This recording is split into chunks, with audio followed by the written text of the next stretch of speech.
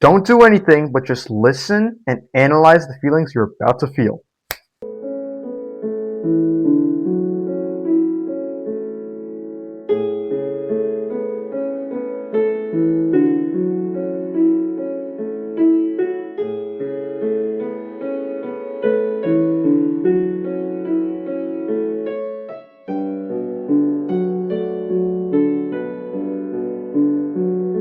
You were feeling nostalgic about Minecraft, weren't you? The good old days with your friends where you just have fun without any worry in the world, slam the Ender Dragon and all, but then you grew up. Now life sucks. You got bills on top of bills on top of bills, a job you don't even like, and you lost the freedom you had as a kid, and nostalgia is what gives you that taste of freedom. Now, look, I'll be honest. Nostalgia has its benefits. Like, technically, it is good to look back on the past and reflect who you were before and where you are now. And we all have these warm, fuzzy memories that we like to go back to once in a while. I know, because I do too. But it gets to a point. If you get attached to it, you're only going to focus on the past and ignore the present or even the future. And what people don't even talk about is how a lot of them like to reminisce about their past self and how their past self were in some ways better than the person they are today. I was thinking about how I used to live 5 years ago, like in 2020. So imagine I'm completely poor. I have less money in my bank account than this homeless guy that I was helping. Like, true story. And my trainers have got a hole in them, and I'm still so happy. So this was back in 2020, like the start of COVID. Back then, that younger version of me, old Hamza, he created like this lifestyle, this protocol to live on. It was extreme. So basically it was like a dopamine detox where I didn't really do many of the same habits that most young people do. Like, I didn't even have social media. I would post to YouTube, but I wouldn't really consume. I deleted my Snapchat account, my Instagram, everything. I stopped eating all like the bad food that I was addicted to my entire life. I stopped being lustful. I stopped watching porn. Like, I started to live this life of self-improvement, dopamine detox, daily meditation. I just put these things together, just learning about them online and then trying them for myself. And living that way was absolutely amazing for me. It fixed my mental health. It gave me like so much joy and peace and direction in life. And then it built massive success as well. And as you probably know in my story, I did so well for a few years like this. But I got to about the end of 2022 and I found myself having stopped basically all of those kinds of habits that had actually brought me up to such a good place. And that's when I feel like a lot of my sort of success in life in my YouTube channel, it very much like plateaued since then. So I was thinking recently about, the past, like I was reminiscing. It's been 5 years since that point. And I thought about old Hamza and I was journaling and I wrote down like, he was just spot on with the protocol and the habits and the lifestyle that he developed for himself.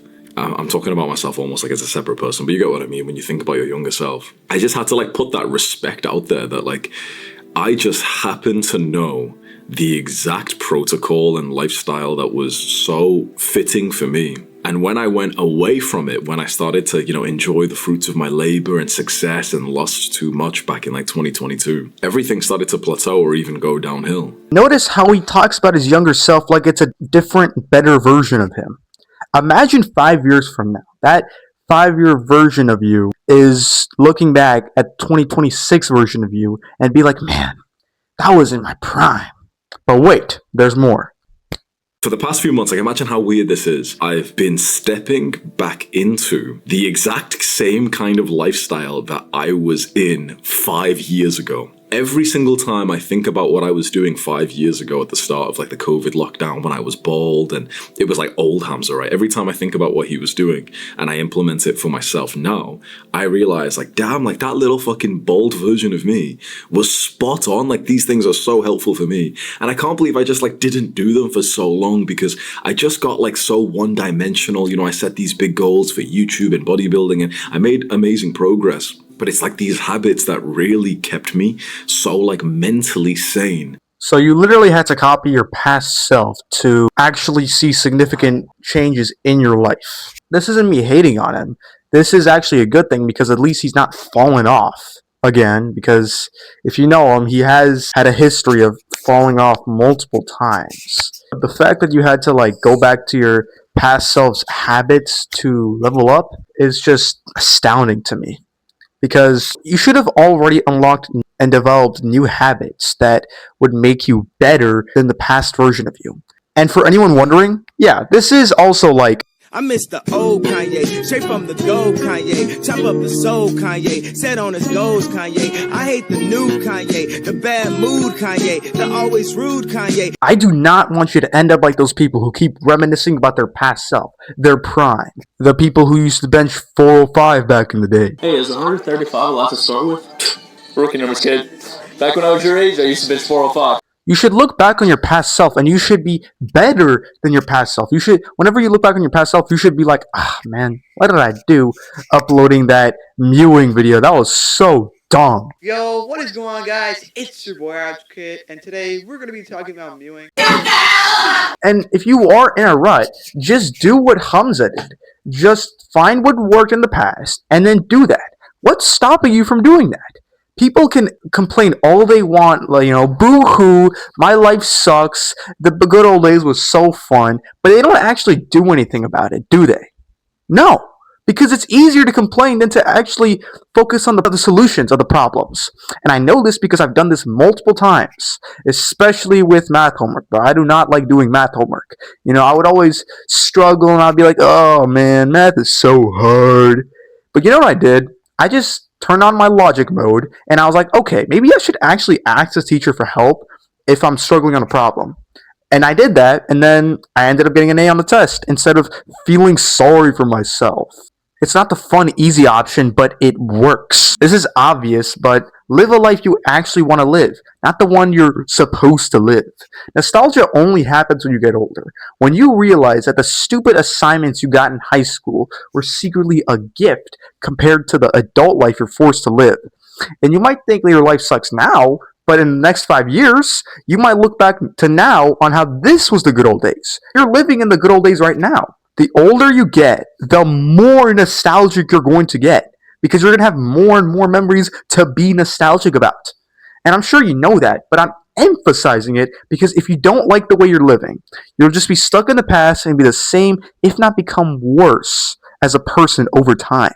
I know just telling you to live a better life doesn't help you because, let's be honest, I don't know who you are. Unless you're like one of my close friends who watches my videos regularly, I don't know who you are.